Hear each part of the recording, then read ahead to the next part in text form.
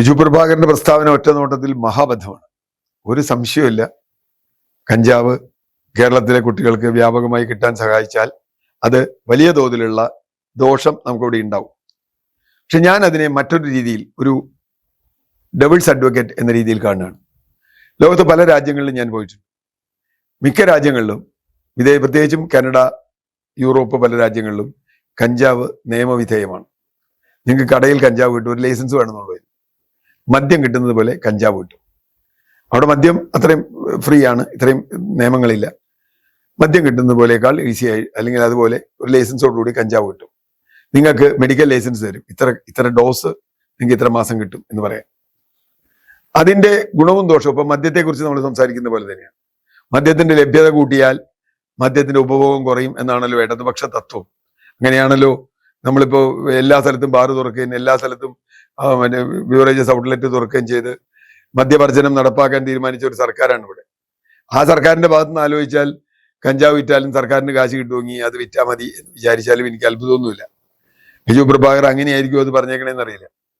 അങ്ങനെയാണെങ്കിൽ അത് ഇന്നത്തെ നിലയ്ക്ക് കേരളത്തിൽ വളരെ അപകടകരമാണ്. പക്ഷെ രഹസ്യമായി എല്ലാ സ്ഥലത്തും കഞ്ചാവ് കിട്ടുന്ന ഒരു സംവിധാനമുള്ള ഒരു സ്ഥലമാണെങ്കിൽ, കേരളം അങ്ങനെയായിട്ടുണ്ട് പല സ്ഥലത്തും, ഒരു സംശയവും വേണ്ട. കഞ്ചാവല്ല, വലിയ തോതിലുള്ള മയക്കുമരുന്നുകൾ ഇവിടെ വ്യാപകമായി കിട്ടുന്നുണ്ട് എന്നുള്ളത് ഒരു രഹസ്യവുമല്ല. നമ്മുടെ കുട്ടികളിൽ വലിയ തോതിൽ അതിന് സ്വാധീനമുണ്ട്. പെൺകുട്ടികളിലടക്കം അത് വ്യാപിച്ചിട്ടുണ്ട്. പല വിദ്യാഭ്യാസ സ്ഥാപനങ്ങളിലും അതിന്റെ പ്രശ്നങ്ങളുണ്ട്. പലപ്പോഴും കേരളത്തിൽ ഉണ്ടാകുന്ന സംഘർഷങ്ങൾ അതിന്റെ ഫലമായിട്ടാണ്. അങ്ങനെ വരുമ്പോൾ ഏറ്റവും പവർ കൂടിയ സാധനം മേടിച്ചിട്ടായിരിക്കും നമ്മൾ ഉപയോഗിക്കുക. കാരണം ഇവിടെ മദ്യം വ്യാപിപ്പിക്കുന്നതിന് സർക്കാർ പറഞ്ഞൊരു ന്യായീകരണം, മദ്യം വ്യാപിപ്പിച്ചാൽ മയക്കുമരുന്ന് കുറയും എന്നാണ്. പക്ഷെ അത് രണ്ടും ഉണ്ടായില്ല. ഇപ്പൊ മദ്യവും വ്യാപിച്ചു, മയക്കുമരുന്നും വ്യാപിച്ചു. ഇനിയിപ്പോ കഞ്ചാവ് നിയമവിധേയമാക്കിയാൽ കുറെ ആളുകൾക്ക് പണി കിട്ടും എന്ന് നമുക്ക് ന്യായം വേണ്ടി പറയാം. കഞ്ചാവ് കൃഷിക്കാരനും പ്രോസസ് ചെയ്യുന്നവനും കിട്ടുമെന്ന് പറയാം. കഞ്ചാവ് വ്യാപകമാക്കിയാൽ അതും കൂടി ഇതിന്റെ കൂടെ ഉണ്ടാവും എന്നല്ലാതെ കഞ്ചാവ് വ്യാപകമാക്കിയത് കൊണ്ട് എന്തെങ്കിലും കുറവുണ്ടാവും എന്നറിയില്ല. ഇപ്പൊ MDMA പോലെയുള്ള വളരെ അപകടകരമായ രാസ മയക്കുമരുന്നുകളുടെ വ്യാപനം കുറയാൻ ഇത് സഹായിക്കുമെന്ന് ഞാൻ പ്രതീക്ഷിക്കുന്നില്ല.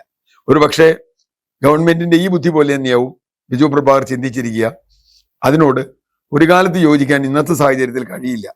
കാരണം ഒരു ഡബിൾസ് അഡ്വക്കേറ്റ് എന്നുള്ള രൂപത്തിൽ ചിന്തിച്ചാൽ പോലും ഏതെങ്കിലും അർത്ഥത്തിൽ ഇവിടെ കഞ്ചാവ് ലഭ്യമാകുന്നത് കൊണ്ട് മറ്റ് മയക്കുമരുന്നുകളുടെ വ്യാപനം തടയാൻ കഴിയും എന്നൊരു പ്രതീക്ഷ എനിക്കില്ല. ഇത് വലിയ അബദ്ധത്തിലേക്ക് കേരളീയ സമൂഹത്തെ കൊണ്ടുപോകാനാണ് ഇപ്പോഴത്തെ നിലയ്ക്ക് സാധ്യത.